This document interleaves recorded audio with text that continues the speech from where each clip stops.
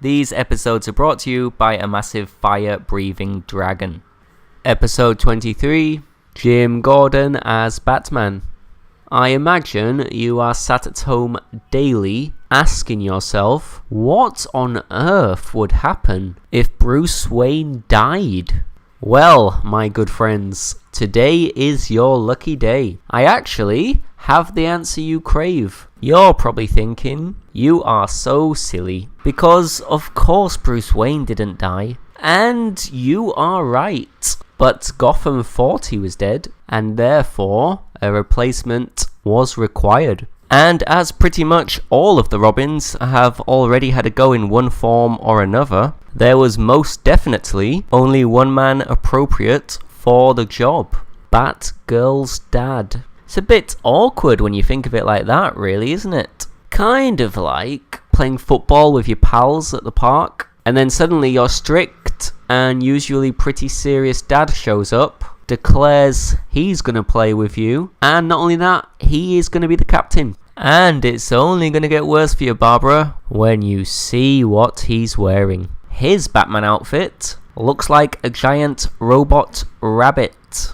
I'm sorry, Barbara, I really am. So, how did we get to a place where Jim became a huge robot Batman? Great question. Let's get into that. Batman and his clown friend did what they do at the end of Endgame, and we were left on a little bit of a cliffhanger regarding Bruce's well-being.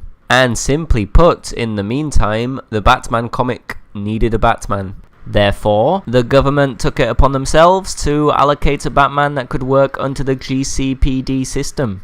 Who else could it be? I'm going to see Jim Gordon gets all the public support we can muster. All the top cops will be there, including yours truly. So don't worry, you pretty little head. Should be quite a show.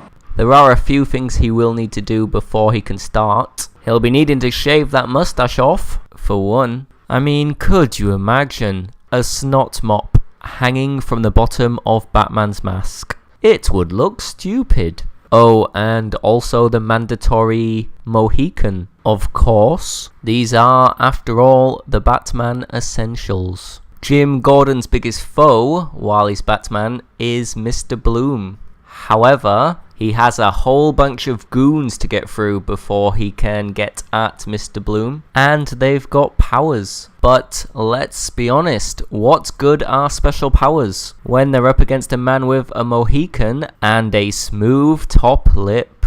There's no doubt about it, Jim has got this. If they want to take me on, I'm delighted. Come and get me. Just listen to that confidence. What an inspiration. They did take him on as well, you know, and they did get him. Oh. The good news for Jim is that he is at least wearing a slicker outfit when he gets taken down. He kinda does this mission sneakily, so he doesn't have to wear that big rabbit robot suit. But he does have a savior. You're probably thinking, yay, Bruce Wayne is back. But slow your roll. It's not Bruce that comes to Jim's aid. Oh, no. Jim's savior is his costume, the robot rabbit. The suit was in autopilot and set in partner mode.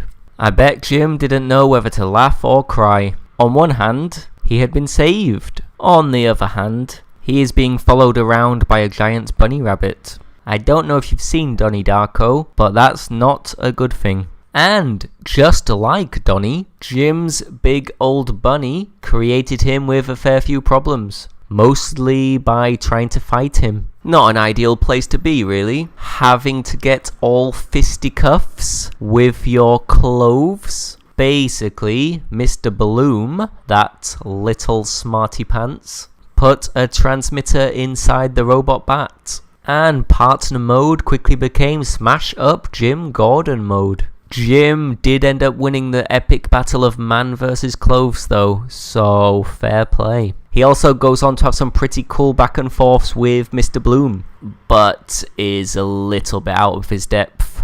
The city needs Bruce Wayne. And that's exactly what they got. When the chips were down, the Cape Crusader returned to fight Mr. Bloom. That being said, Jim still did have a big part to play. He was the guy that pulled out the big move and blocked all the energy Mr. Bloom had been generating to create supervillains, ultimately taking the win in his final act as Batman. Nice one, Jim. To conclude, rabbits should be pets, not cloves. TD.